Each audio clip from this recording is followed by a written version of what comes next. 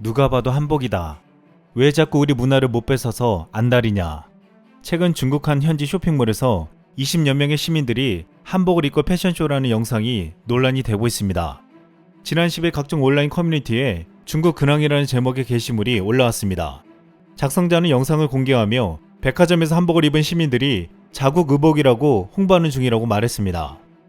중국은 지난해부터 한복은 중국 의상이라고 어이없는 주장을 하고 있는데 이번에도 우리 국민들은 이 모습을 보고 중국의 행태에 진절머리 난다는 표현을 썼습니다. 그런데 중국의 이런 행태를 러시아에서 완전히 뒤집어 놓는 일이 벌어졌습니다. 최근 러시아 지하철에 올린 한국 문화 포스터가 큰 주목을 받았습니다. 이것은 러시아와 한국의 수교 30주년을 기념으로 만들어진 포스터인데 러시아는 한국의 고유하고 아름다운 문화를 세련된 포스터로 그려서 놀랍게도 홍보해 주었습니다. 그 중에서 태권도, 한글, 김치 등 한국의 고유 문화가 눈에 띄었는데 무엇보다 아름다운 한복을 입은 남녀의 모습을 보여주고 여기에 러시아로 한국의 전통 의상이라고 적어놓은 것이 인상적이었습니다. 이를 본 네티즌들은 우리 것을 자기들 것이라 주장하는 중국과 비교하며 이런 반응을 내놓았습니다. 그림체 좋네요. 정말 한복이 예쁘게 표현되었네요. 아주 좋네요. 중국이랑은 다르군요. 도안은 한국적, 색상은 러시아 느낌이 나네요. 정말 좋네요. 아, 디자이너 작살이네요. 구매처 알고 싶어요. 세상에나 러시아어가 읽히다니.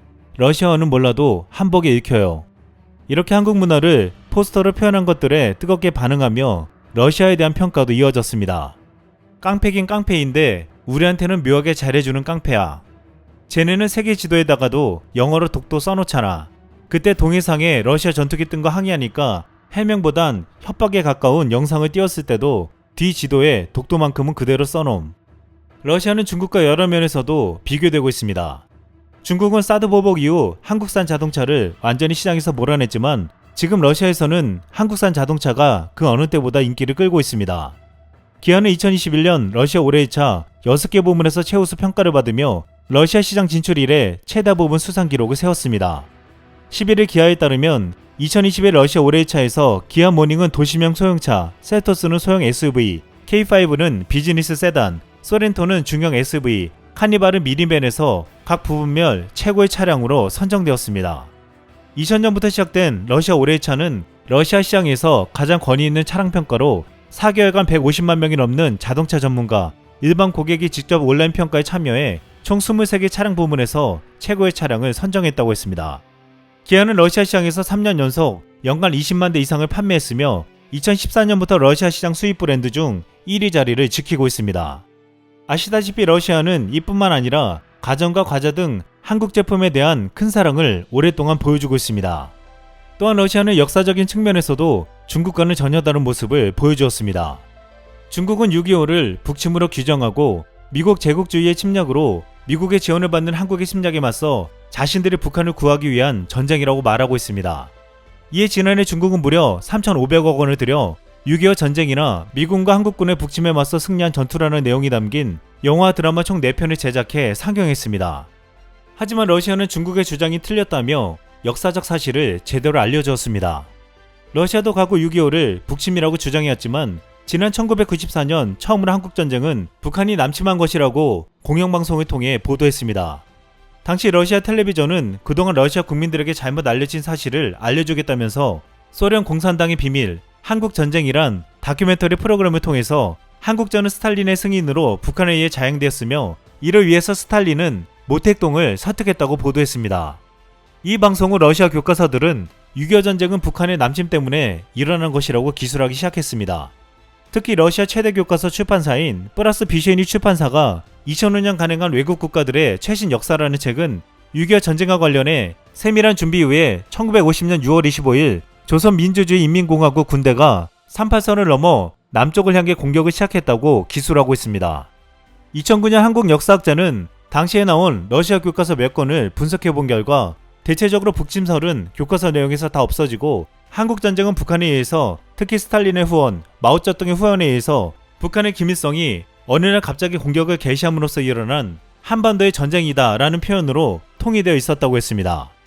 또한 러시아의 영향으로 체코와 폴란드, 과거 동유럽 사회주의 국가들과 중앙아시아 등 옛소련 영향권 아래에 있었던 나라들 대부분도 6.25 전쟁을 북한의 침략전쟁으로 규정하게 되었다고 했습니다. 또한 러시아학자들은 중국의 동북공정에 대해서도 역사적 사실을 근거로 비판했습니다. 한국과 러시아학자들은 중국의 역사 공세에 대응하기 위해 러시아 연해주까지 뻗쳤던 고구려와 발해에 대한 공동 연구를 해왔습니다.